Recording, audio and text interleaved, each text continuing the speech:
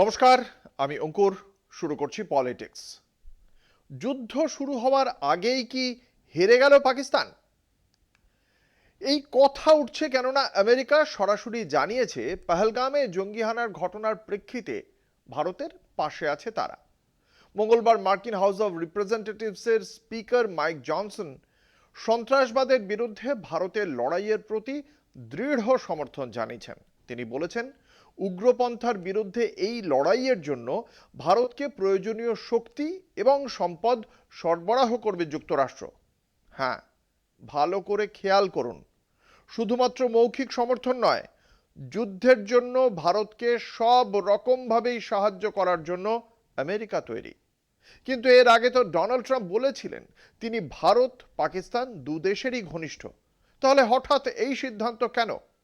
বিশেষজ্ঞ মহল মনে করছে পাকিস্তান তার গত ৩০ বছরের যাবতীয় সন্ত্রাসবাদের দায় ইতিমধ্যেই আমেরিকার ঘাড়ে চাপানোর চেষ্টা করেছে। আর তাই পাকিস্তানকে সবক শেখানোর জন্যই আমেরিকার এই সিদ্ধান্ত। অন্যদিকে যুদ্ধকালীন পরিস্থিতিতে নাগরিক নিরাপত্তা ও অসামরিক প্রতিরক্ষার প্রস্তুতি খতিয়ে দেখতে দেশে জুড়ে মক ড্রিলের আয়োজন করা হচ্ছে। কিন্তু ঠিক কাকে বলে মক ড্রিল? মক ড্রিল হলো সেই ট্রেনিং যেখানে ক্যাডেট, ছাত্র, ডাক্তার এরকম বিভিন্ন শ্রেণীর নাগরিককে শেখানো হবে যুদ্ধকালীন পরিস্থিতিতে ঠিক কি কি করা উচিত, কিভাবে অন্যদেরকে সাহায্য করতে হবে। বুধবার দেশের মোট ২৪৪টি জায়গায় এই মক ড্রিলের আয়োজন করা হয়েছে। এর মধ্যে পশ্চিমবঙ্গের ১৭টি জেলায় মক ড্রিল হবে বলে জানিয়েছে স্বরাষ্ট্র মন্ত্রক। কিন্তু কি হবে এই মক ড্রিলের ফলে? বিশেষজ্ঞরা মনে করছেন এর ফলে পাকিস্তানের ওপরে মনস্তাত্ত্বিক চাপ তৈরি করবে ভারত। অর্থনৈতিকভাবে এমনিতেই পিছিয়ে থাকা দেশ পাকিস্তান। ভারতের এই মক ড্রিলের ফলে সামরিক খাতে খরচ বাড়াতে বাধ্য হবে তারা। ফলে পাকিস্তানের অন্যান্য অংশে বিক্ষোভ বাড়ার সম্ভাবনা থাকছে। এছাড়া সিন্ধু জলচুক্তি বাতিল করে কার্যত জলসংকটের দিকে পাকিস্তানকে ঠেলে দিয়েছে ভারত। এই জলসংকটের ফলে থমকে যাবে চাষাবাদ, খাদ্যাভাব তৈরি হবে পাকিস্তানে। এসবের পরেও কিন্তু কংগ্রেস সভাপতি মল্লিকার্জুন খাড়গে পহেলগাম সন্ত্রাস নিয়ে আক্রমণ করতে ছাড়েননি প্রধানমন্ত্রীকে।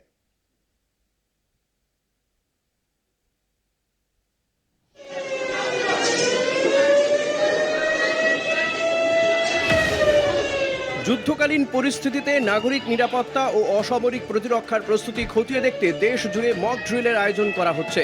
সেই প্রস্তুতির অংশ হিসেবে এক উচ্চ পর্যায়ের বৈঠকের ডাক স্বরাষ্ট্র মন্ত্রকের।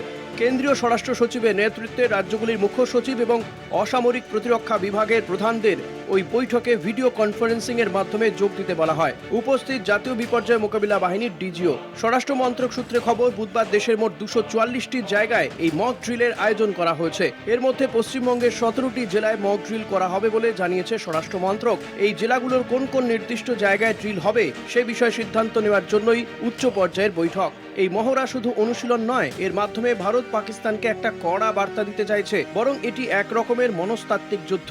সামরিক খাতে খরচ বাড়াতে বাধ্য হবে পাকিস্তান। পাকিস্তান এখন আর্থিক সংকটে আছে। গত বছর তারা IMF এর কাছ থেকে $7 বিলিয়ন ঋণ পেয়েছে। এর মধ্যে যদি যুদ্ধের ভয় তৈরি হয় তাহলে তাদের সামরিক খরচ আরও বাড়বে। ভারত এই সুযোগটাই নেবে। আঘাত না করেও এমন ভয় তৈরি করবে যাতে পাকিস্তান অর্থনৈতিক ও সামরিকভাবে মানসিক চাপে থাকে। জম্মুর আখনুর এলাকায় চেনাব নদীর জল অনেক নিচে নেমে গেছে। জম্মুর রিয়াসি আর রামবান জেলার সালাল বাগলিহার জলবিদ্যুৎ প্রকল্পের সব গেট বন্ধ করে দেওয়া হয়েছে।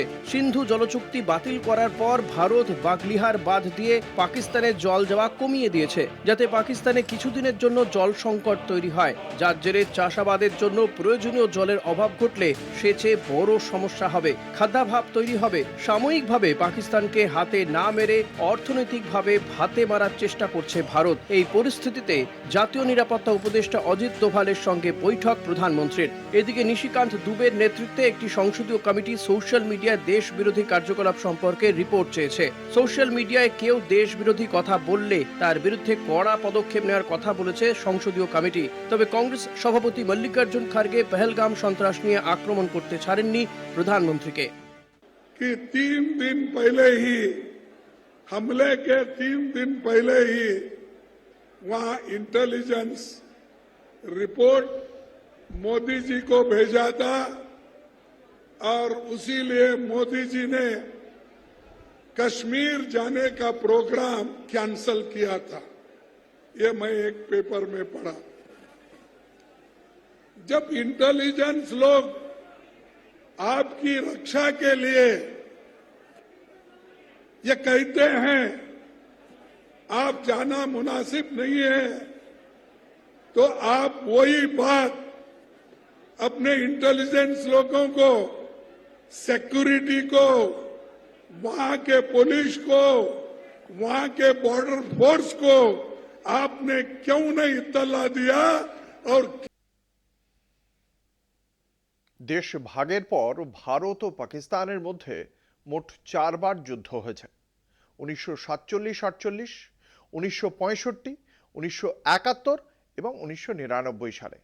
এর মধ্যে প্রথম 3টি ছিল পুরোদস্তুর যুদ্ধ। 1999 এর কার্গিল সংঘাতকে সামরিক বিশেষজ্ঞরা আঞ্চলিক সংঘাত বলে অভিহিত করেন। তবে আবার যুদ্ধকালীন পরিস্থিতির প্রস্তুতি নিচ্ছে দেশ। কেন্দ্রীয় সরকারের নির্দেশে বুধবার সারা দেশে নাগরিকদের নিয়ে যুদ্ধ পরিস্থিতি সামলানোর মহড়া হতে চলেছে। বর্তমান সরকার যুদ্ধ নিয়ে প্রকাশ্যে কিছু না বললেও প্রস্তুতির ইঙ্গিত স্পষ্ট। মনে করা হচ্ছে যুদ্ধের সম্ভাব্যতা ও আন্তর্জাতিক প্রতিক্রিয়া একসঙ্গে বিচার করে এগোতে চাইছে কেন্দ্র।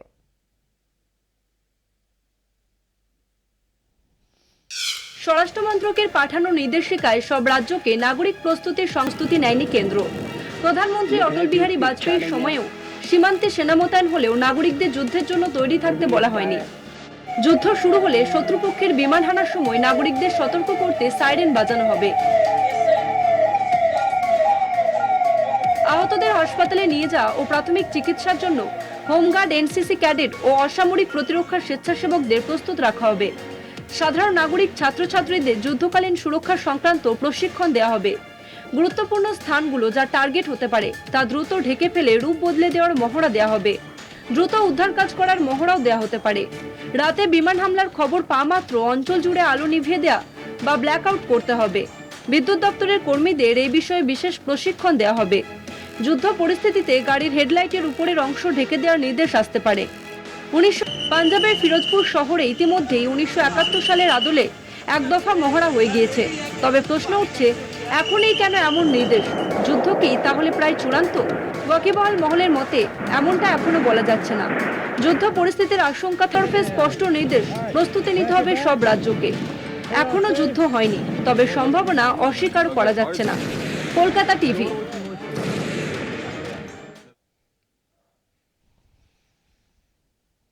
যুদ্ধ করে যে পাকিস্তান বিশেষ সুবিধা করে উঠতে পারবে না সে কথা সম্ভবত তারা নিজেরাও জানে।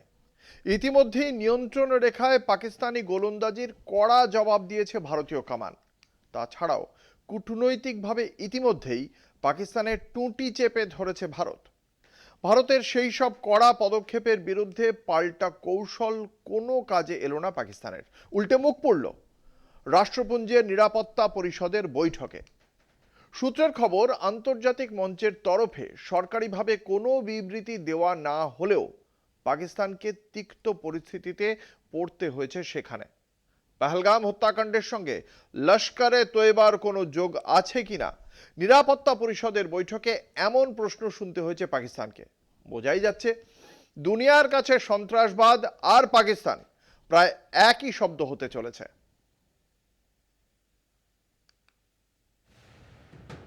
ভারতকে কোণঠাসা করতে রাষ্ট্রপুঞ্জের নিরাপত্তা পরিষদের সঙ্গে গোপন বৈঠকের আর্জি জানিয়েছিল পাকিস্তান। সীমান্ত উত্তেজনার আবহে সেই বৈঠকের দিকেই নজর ছিল আন্তর্জাতিক মহলের।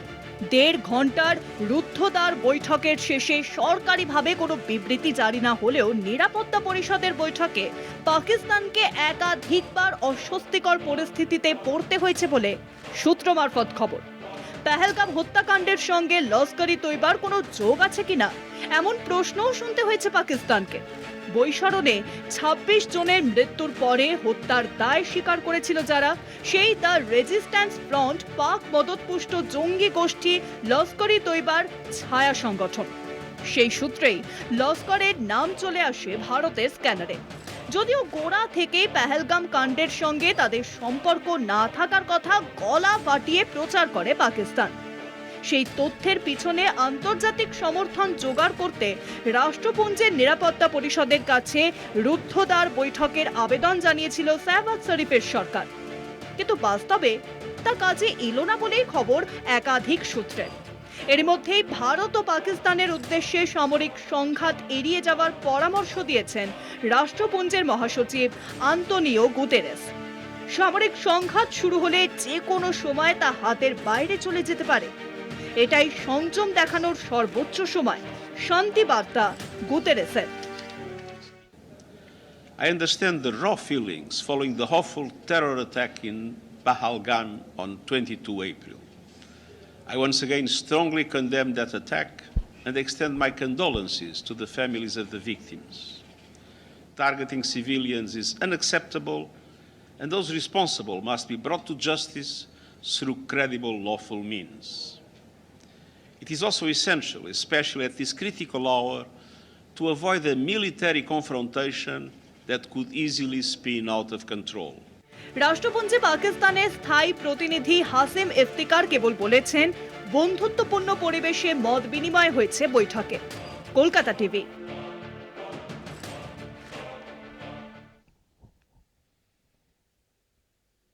একটা ছোট্ট বিরতির পর ফিরে আসছি, সঙ্গে থাকুন। মুর্শিদাবাদে হিংসার সময় থেকেই বিভিন্ন রাজনৈতিক দলের কাছে মুখ্যমন্ত্রীর আবেদন ছিল পরিস্থিতি শান্ত না হওয়া পর্যন্ত সেখানে না যাওয়া। বলা বাহুল্য, একথায় কর্ণপাত করেনি বিরোধী দলগুলো, বিশেষত বিজেপি। এবার হিংসার আগুন নিভেছে। মুর্শিদাবাদের দাঙ্গা কবলিত এলাকায় মুখ্যমন্ত্রী ক্ষতিগ্রস্তদের আর্থিক সাহায্য, পাশে থাকার আশ্বাস দিলেন তিনি। ওয়াকফ থেকেই এসব অশান্তির সূত্রপাত, তাই ওয়াকফ আইন নিয়ে আবারও কেন্দ্রের বিরুদ্ধে খড়গহস্ত মমতা বন্দ্যোপাধ্যায়। পাশাপাশি পহলগামে শহীদ জওয়ান ঝন্টু শেখের পরিবারের পাশে দাঁড়ালেন মমতা। বিরোধীদের উপযুক্ত জবাব দিয়ে মুর্শিদাবাদে উন্নয়নের জোয়ার আনার কথা ঘোষণা করলেন তিনি। হিংসার বিরুদ্ধে, অপপ্রচারের বিরুদ্ধে উন্নয়ন, এটি সম্ভবত মুখ্যমন্ত্রীর শ্রেষ্ঠ অস্ত্র। ওয়াকফ আইনের বিরুদ্ধে দফায় দফায় অশান্তি ছড়িয়েছে মুর্শিদাবাদে, ঝরেছে রক্ত, প্রাণ গিয়েছে সাধারণ মানুষের। অশান্ত মুর্শিদাবাদ আপাতত শান্ত হলেও রাজনৈতিক তরজা চলছিলই। হিংসায় ক্ষতিগ্রস্তদের সঙ্গে কবে দেখা করবেন মুখ্যমন্ত্রী, এই প্রশ্ন তুলেই সরব হয়েছিল বিরোধী রাজনৈতিক দলগুলি। তবে বিরোধীদের কথা কানে না তুলেই এবার মুর্শিদাবাদের ধুলিয়ানে ক্ষতিগ্রস্তদের সঙ্গে সাক্ষাৎ করলেন মুখ্যমন্ত্রী মমতা বন্দ্যোপাধ্যায়। 280টি পরিবারের হাতে ক্ষতিপূরণ তুলে দেন তিনি। একাধিক সরকারি সাহায্যের কথাও ঘোষণা করেন। কিন্তু আজকে আমি নিজে আমার উপস্থিতিতে 280টি পরিবারকে 1,20,000 টাকা করে চেক আমরা দিয়ে এলাম, এবং যাদের আরো বড় কিছু ভেঙেছে তারা টার্ম লোন পাবে। মুর্শিদাবাদে হিংসা ছড়াতে প্ররোচনা দিয়েছে বিজেপি। তৃণমূলের এই অভিযোগ বরাবরের। এবার হিংসা রুখতে কড়া বার্তা মমতার।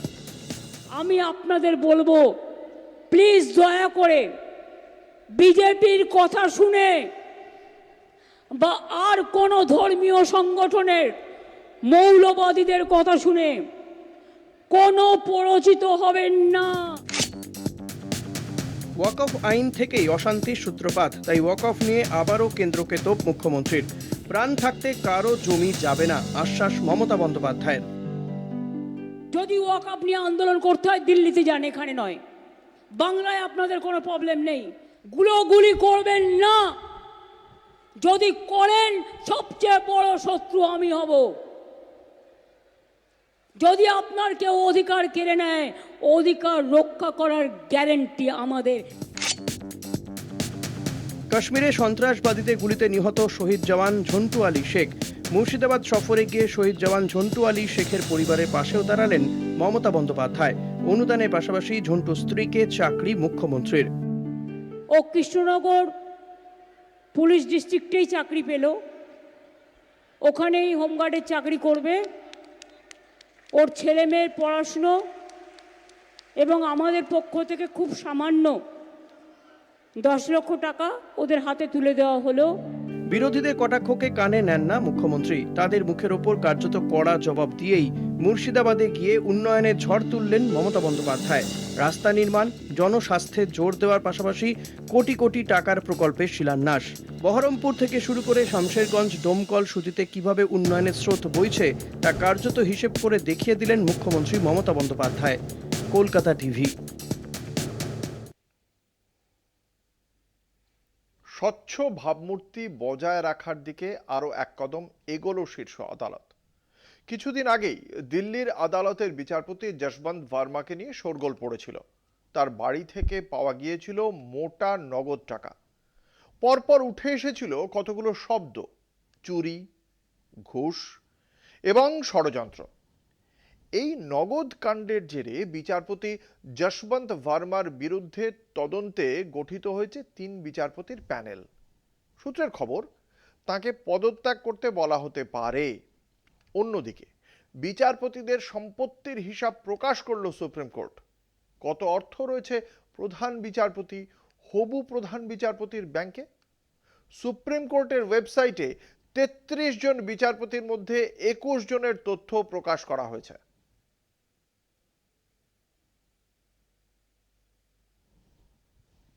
গত 1 এপ্রিল শীর্ষ আদালতের সব বিচারপতির উপস্থিতিতে বৈঠক হয়।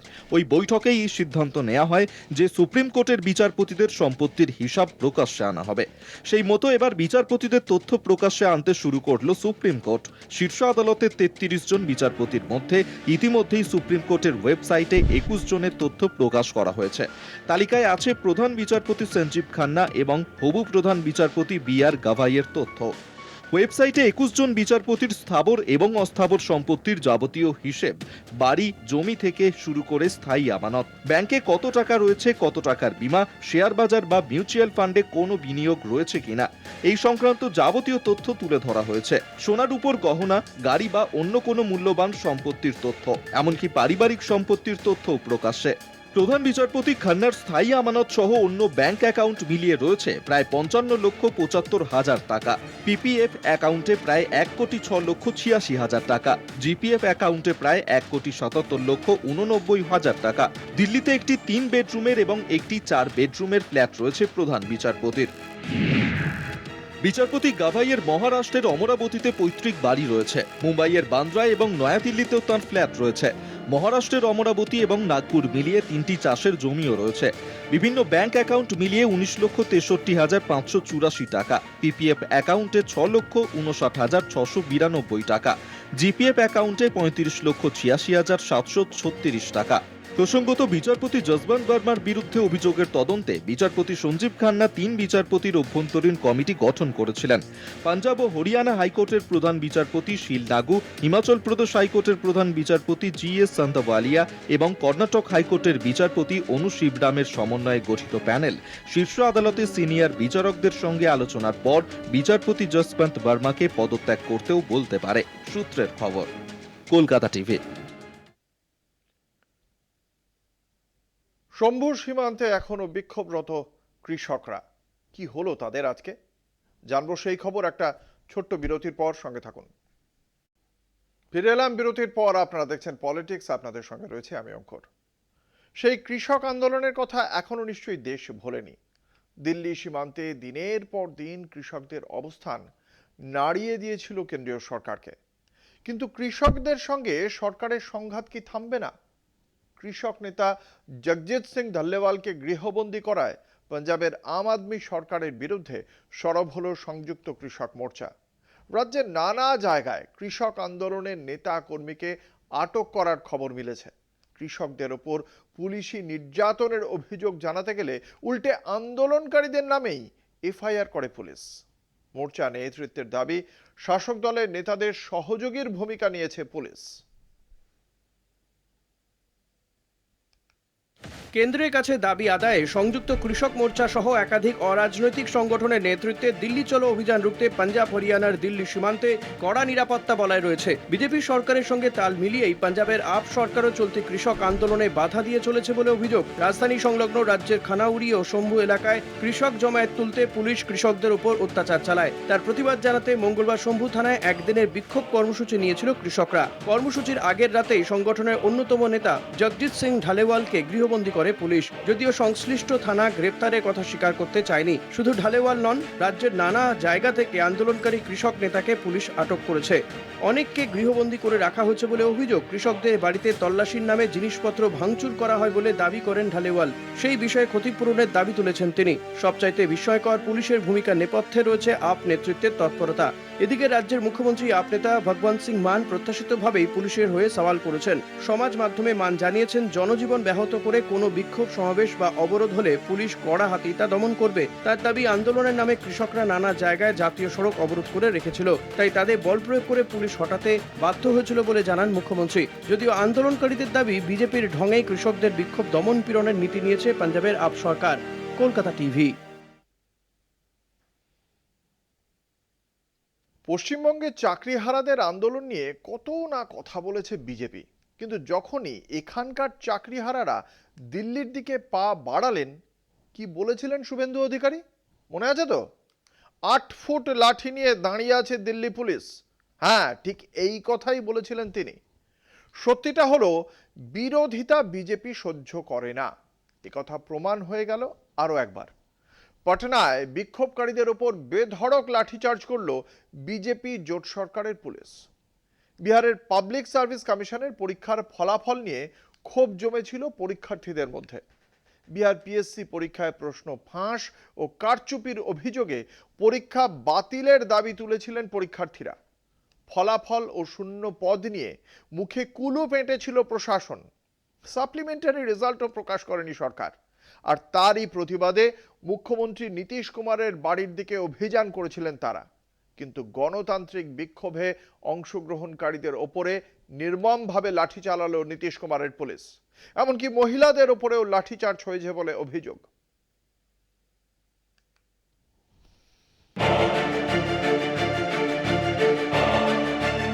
পরীক্ষায় কারচুপি হয়েছে প্রশ্ন ফাঁসও, এমনটাই অভিযোগ ছিল বিহারের পাবলিক সার্ভিস কমিশনের পরীক্ষার্থীদের। ৭০তম বিপিএসসি পরীক্ষায় প্রশ্ন ফাঁস ও কারচুপির অভিযোগে পরীক্ষা বাতিলের দাবি তুলেছিলেন পরীক্ষার্থীরা। অভিযোগ, ৮৭,৭৭৪টি পদে বিজ্ঞাপন দেওয়া হলেও ৬৬,০০০ ফলাফল ঘোষণা করা হয়। ২১,০০০ শূন্য পদ নিয়ে কোনো মন্তব্যে বিরত থাকে প্রশাসন। সাপ্লিমেন্টারি রেজাল্টও প্রকাশ করেনি সরকার, যাকে কেন্দ্র করে ক্ষোভ আরও তীব্র হয়েছে। এমনকি একই ছাত্রের নাম ফলাফলের তালিকার ৩ জায়গায় এসেছে বলেও দেখা যায়। প্রার্থীদের মধ্যে ক্ষোভ বাড়তে থাকে। গত ৫০ দিন ধরেই চলছে চাকরি প্রার্থীদের বিক্ষোভ কর্মসূচি। চাকরি প্রার্থীরা সুপ্রিম কোর্টের দ্বারস্থ হলেও এ বিষয়ে হস্তক্ষেপে নারাজ আদালত।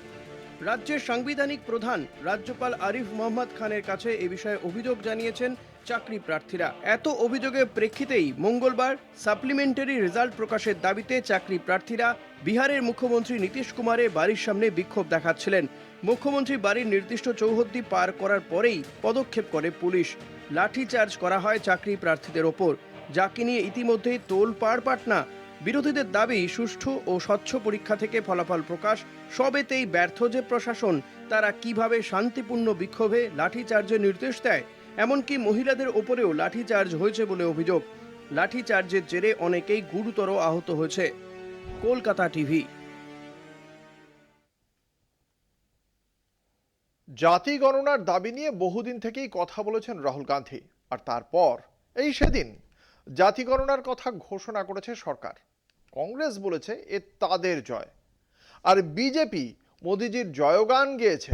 কিন্তু সত্যিটা হলো, জনগণনার সঙ্গে জাতগণনার সরকারি সিদ্ধান্ত ঘুম কেড়েছে শাসক বিরোধী সবার। পিছড়ে বর্গকে ভোটের জন্য কাছে পেতে সরকার বা বিরোধী তারা যতটা আগ্রহী, ততটাই আগ্রহ কি তাদের রয়েছে দলিতদের ক্ষমতার অলিন্দে ঢুকিয়ে নিতে? এই প্রশ্নই ঘোরাফেরা করছে রাজনৈতিক মহলে। জাতিগণনার এই সিদ্ধান্ত বড় দলগুলোর জন্য বুমেরাং হয়ে দেখা দেবে না তো? যারে তুমি নিচে ফেলো সে তোমারে ফেলিবে যে নিচে, পশ্চাতে রেখেছো যারে সে তোমারে পশ্চাতে টানিছে। কবেই লিখেছিলেন রবীন্দ্রনাথ। পিছিয়ে থাকা মানুষ, বরং বলা ভালো পিছিয়ে রাখা মানুষ যদি ক্ষমতা দখল করে কি হবে বাকিদের? সমাপতনই বটে। 2010-এ দ্বিতীয় ইউপিএ আমলে জাত গণনার দাবিতে তৎকালীন কেন্দ্রের কংগ্রেস সরকারের উপরে চাপ তৈরি করেছিল শরিক সমাজবাদী পার্টি ও আরজেডি।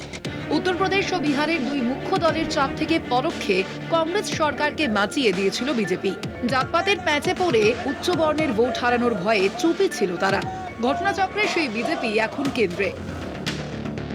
কংগ্রেস প্রধান বিরোধী দল ও জাতি গণনার প্রশ্নে শরিকদের চাপে গেরুয়া শিবির। সাধারণভাবে দেশের জনসংখ্যার 80% তফসিলি জাতি, উপজাতি, অন্যান্য অনগ্রসর জাতি ও সংখ্যালঘু। বিজ্ঞান ভিত্তিক জাত গণনা সংখ্যাটাকে আরও সূক্ষ্ম করলে সমস্যায় পড়বে সমস্ত রাজনৈতিক দলই, কারণ শীর্ষ নেতৃত্বের সিংহভাগই উচ্চ বর্ণের দখলে। সেই দুশ্চিন্তা এড়াতে পারছে না প্রধান বিরোধী দল কংগ্রেসও।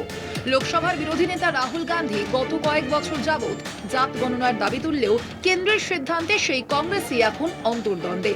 এর ছাপ পড়ে দলের ওয়ার্কিং কমিটির বৈঠকে। কেন্দ্রীয় সিদ্ধান্তের উপর মতামত চেয়ে প্রাদেশিক নেতাদের ডাকা হলেও অনেক নেতাই বৈঠকে হাজির ছিলেন না। উপরন্তু প্রাক্তন প্রধানমন্ত্রী ভিপি সিং এর আমলে মন্ডল কমিশন বাস্তবায়নের সময় রাজপুতকে নেতা মানবে না ওবিসিরা। রাহুলের এমন মন্তব্য মনে করিয়ে দিচ্ছেন কংগ্রেস নেতৃত্বের একাংশ। তবে কেন্দ্রের জাত গণনা সিদ্ধান্ত ভোটমুখী বিহারে ইন্ডিয়া জোটকে যে কিছুটা হলেও চিন্তায় রেখেছে সে নিয়ে কোনো সন্দেহ নেই রাজনীতির কারবারিদের। কলকাতা টিভি।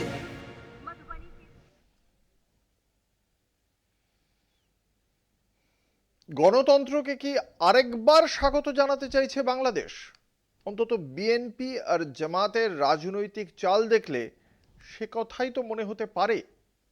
4 মাস পর আজ সকালে লন্ডন থেকে দেশে ফিরেছেন বাংলাদেশের প্রাক্তন প্রধানমন্ত্রী বিএনপি সুপ্রিমো খালেদা জিয়া। চিকিৎসার জন্য বিদেশে গিয়েছিলেন তিনি। সেই সময় খালেদার সঙ্গে বিএনপি জোটসঙ্গী জামাত নেতৃত্বের বৈঠক হয়। এর আগেও খালেদা নির্বাচনের জন্য ইউনূস সরকারের উপর চাপ তৈরি করেছিলেন। এখন জামাতের সঙ্গে জোট বাঁধার পর সেই দাবি আরও জোরালো হয়েছে। হাসিনার বিচারের ব্যাপারে যদিও সবাই একমত, কিন্তু তারপরেও আওয়ামী লীগের নির্বাচনে অংশগ্রহণ নিয়ে আপত্তি নেই খালেদার। প্রশ্ন এই, কি করবেন ইউনূস? সূত্রের খবর তাকে রাষ্ট্রপতি পদের প্রস্তাব দেওয়া হয়েছে, কিন্তু তাতে সম্মতি নেই ইউনূসের। স্বাভাবিক, কোরমা কালিয়ার পর হবিষ্যি খেতে কারই বা ভালো লাগে। সে যাই হোক, এই পরিস্থিতিতে খালেদা জিয়ার দেশে ফেরাকে কিন্তু রাজনৈতিকভাবে যথেষ্ট তাৎপর্যপূর্ণ বলে মনে করা হচ্ছে। গত জুলাইতে ছাত্র বিক্ষোভের জেরে অগাস্টে দেশান্তরী হয়ে ভারতে আশ্রয় নেন বাংলাদেশের প্রধানমন্ত্রী আওয়ামী লীগ নেত্রী শেখ হাসিনা। আওয়ামী লীগ ক্ষমতাচ্যুত হতেই সেদেশে বিরোধী দল বিএনপি ও তার জোট শরিক জামাত জাতীয় রাজনীতিতে সামনের সারিতে চলে আসে।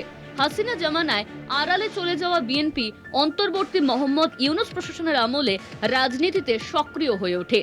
দ্রুত বাংলাদেশের জাতীয় সংসদের নির্বাচনের জন্য ইউনূস প্রশাসনের উপর চাপ বাড়াতে থাকেন খালেদা পুত্র বিএনপির ভারপ্রাপ্ত চেয়ারম্যান তারেক রহমান। জোটসঙ্গী জামাতও একই দাবিতে সরব। এই আবহে লন্ডনে বিএনপি সুপ্রিমো প্রাক্তন প্রধানমন্ত্রী খালেদা জিয়ার সঙ্গে জামায়াতে ইসলামীর 2 শীর্ষ নেতৃত্বের বৈঠক হয়। বৈঠকে আসন্ন নির্বাচনে তারা জোটবদ্ধ হয়ে লড়াইয়ের সিদ্ধান্ত নেন। আসন রফা নিয়েও প্রাথমিক আলোচনা হয়েছে। সূত্রের মতে ইউনূসকে রাষ্ট্রপতির পদ দেওয়ার প্রস্তাব জামাতের তরফে দেওয়া হলেও তা মতৈক্য হয়নি। কিন্তু দুদলের নির্বাচনী সমঝোতার আলোচনা সফল হওয়ায় আপাতত ফেব্রুয়ারির মধ্যে ইউনূস প্রশাসনকে ভোট করাতে চাপ দেওয়ার ব্যাপারে সহমত হয়েছেন তারা। ওই আলোচনার প্রেক্ষিতে মঙ্গলবার খালেদার স্বদেশে প্রত্যাবর্তন বাংলাদেশের রাজনীতিতে বাড়তি মাত্রা পেয়েছে। এদিন দলনেত্রীর ফিরে আসায় বিএনপির কর্মী সমর্থকদের মধ্যে ব্যাপক সাংগঠনিক তৎপরতা দেখা দিয়েছে। 300 আসনের বাংলাদেশের জাতীয় সংসদে কে কত আসনে লড়বে তা নিয়ে বিএনপি জামাতের মধ্যে আলোচনা হয়েছে বলে সূত্রের খবর। হেফাজতের সমর্থিত ইসলামী রাজনৈতিক দল খেলাফতে মজলিস ও আওয়ামী লীগ বিরোধী 12 পার্টির জোটের সঙ্গেও আসন রফা করার বিষয়ে একমত হয়েছেন বিএনপি জামাত নেতৃত্ব। আন্তর্জাতিক মহলের চাপের আশঙ্কায় আওয়ামী লীগকে ভোটে অংশ নেওয়ার প্রশ্নে বাধা দিতে চায় না খালেদার দল। যদিও শেখ হাসিনাকে দেশে ফিরিয়ে তার বিচার সেরে ফেলার পক্ষেই সরব হয়েছেন বিএনপি নেতা খালেদা পুত্র তারেক রহমান। ছাত্রনেতা নাহিদ ইসলামের জাতীয় নাগরিক পার্টির সঙ্গে বিএনপির রফা হবে কিনা তা এখনো স্পষ্ট নয়। কলকাতা টিভি।